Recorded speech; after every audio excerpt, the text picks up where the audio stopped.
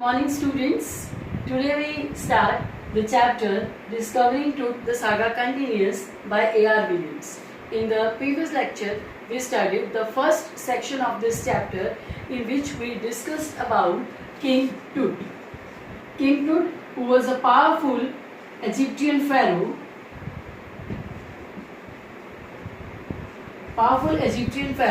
who ruled over Egypt for 9 years.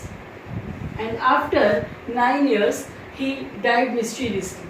And what was the reason, what was the fact behind King Tut's death? That was the part of many investigations and many discoveries. And till now, the lingering facts behind his death is not clear to many researchers.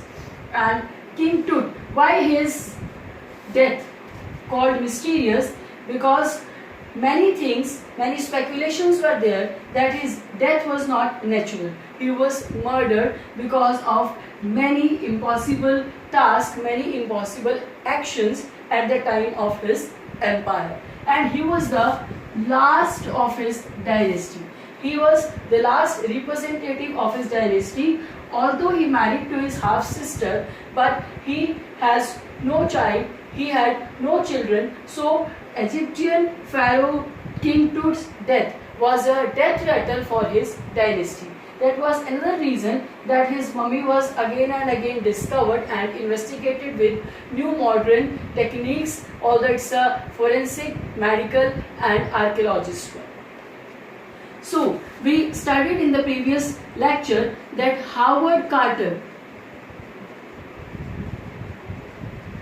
a British archaeologist, was the first one to discover King Tut's mummy after 3300 years of his death.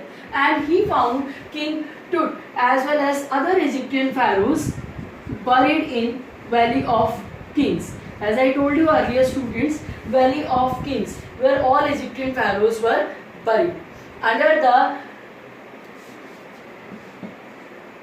safety and security, under the blessings of Osiris, the god after life, after death. And in Valley of Kings, 26 feet underground,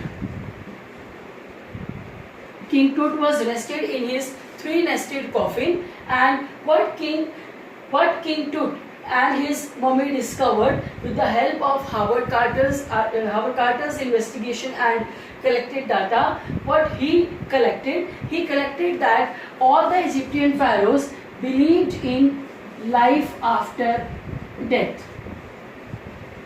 They believed in life after death. So all the Egyptian pharaohs buried with the everyday routine daily things as well as jewelry and gold.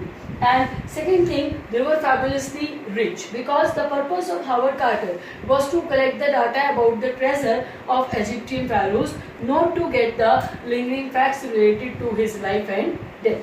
But what was the main hurdle, main trouble on the way of Howard Carter's investigation and discovery? The resins. The custom resins to stable King Tut's mummy on the surface of gold coffin, and resins solidified King Tut's mummy. Because of that, it was not possible for Howard Carter to remove the body. Although he put the body in blazing sun under 149°F, as well as he attempted many efforts to melt the resins, but nothing burst, nothing happened. So at last, what he did, student, he chiseled away the mummy, and he had given an excuse with his defense that if he did not chisel away the mummy, the thieves might looted the treasures, as many jewelry already looted by the thieves. So he chiseled away the mummy, and after collecting the data, then he reassembled the mummy in the box, and his investigation was over. Now I told you about the certain facts about Valley of Kings. Valley of Kings considered a tourist place. Many tourists, many archaeologists maybe, and many others regularly came to get the idea about the Egyptian pharaohs. and many just read the guidebooks that stored there, as well as many look the murals. Murals means, student, the wall paintings, and many people talk about the curse of the pharaohs.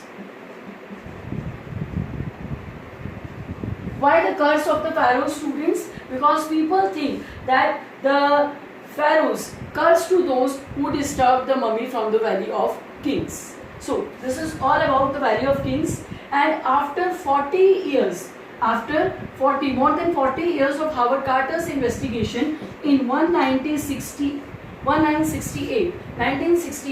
his mummy was again investigated, because now the techniques, the measurements of archaeology as well as medical has changed and developed, and now his mummy was investigated with X-ray.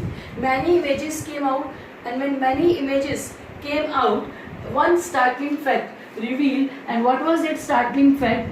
That breastbones and front ribs were missing, and that was the reason, students, Howard Carter investigation was resented.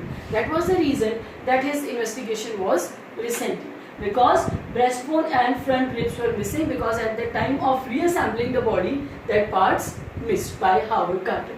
Now move ahead. The mummy project started in 2003.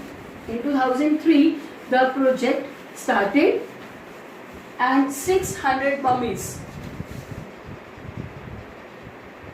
Mummy project started in 2003, and 600 mummies till now discovered and investigated, and the counting is still continuing. And King Tut's mummy was the first one to be investigated on 5th Jan 2005. Jahi Hawass. Jahi Hawass, a Secretary General of Egyptian Council of Antiquities, was the leader of that particular mission, was the leader of that investigation, and with the help of CT scan, machine that came out, that can reveal the many startling facts of the body, as well as many precise data related to the body, human body. And with the help of the CT scan, when the mission started, when the King Tut's mummy investigated with the help of CT scan, what happened, student? It stopped working.